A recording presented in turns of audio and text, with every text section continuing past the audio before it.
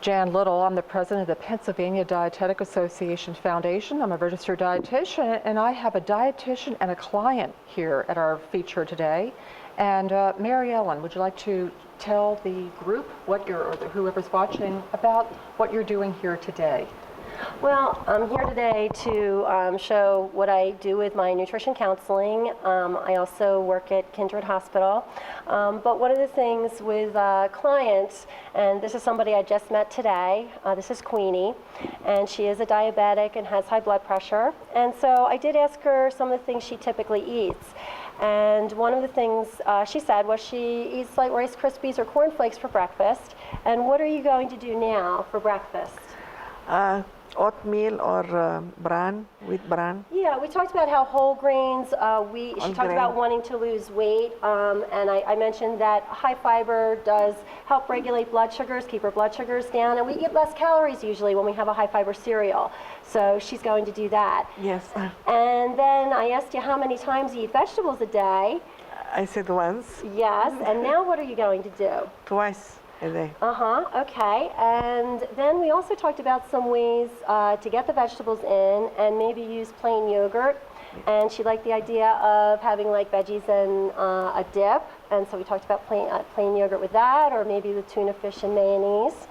And then the other, could you hold this, please? Absolutely. Okay, good. And let's see, what I do with the counseling sessions is like you decide what you'd like to do for the week, and you decided that you'd like to plan an afternoon snack.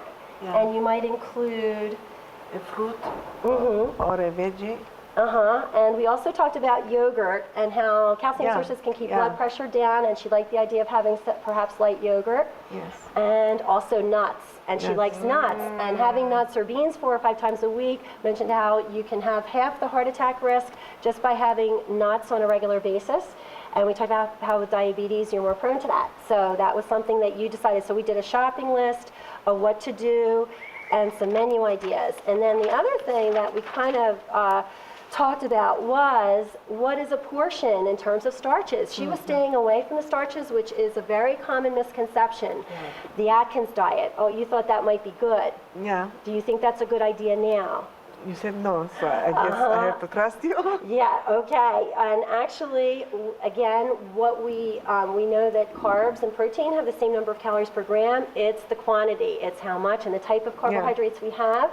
So I went a little bit over portion sizes with a serving of carb being 15 grams. And when we look at labels, we can look at that. But we went through a few portion sizes, like if you wanted to have whole wheat pasta, rice, cereals, what a portion might be, or with crackers. And again, the main thing we kind of talked about was balance, that if we have those fiber sources in, we kind of eat a smaller amount of those kinds of starches.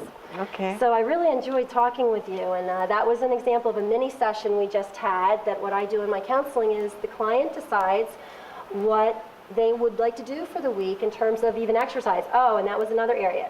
3 times a week she does swimming, aerobic exercise with the swimming, but nothing the other days. And now I have to start walking, start working out, start walking on some other days of the week.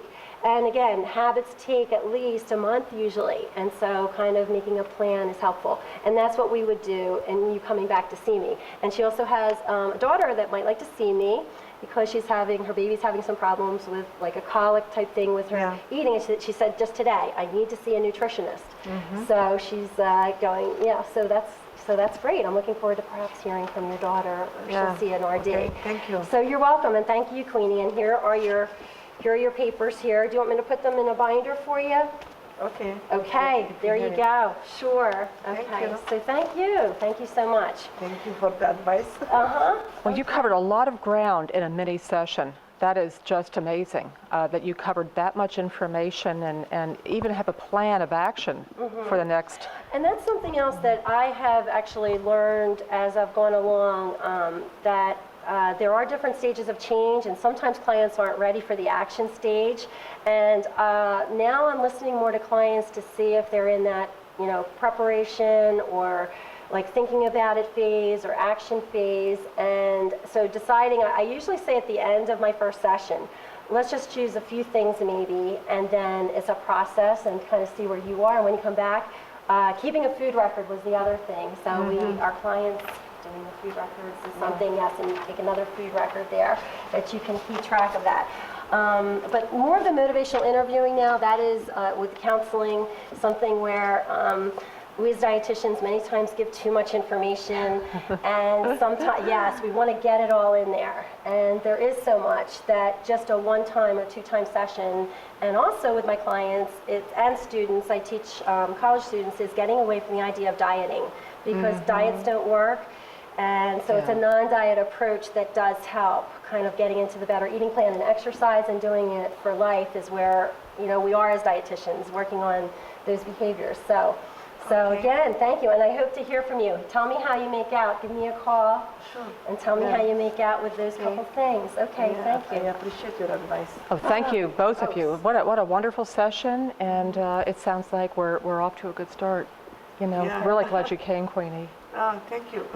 And you too, Mary Ellen, for even being here today.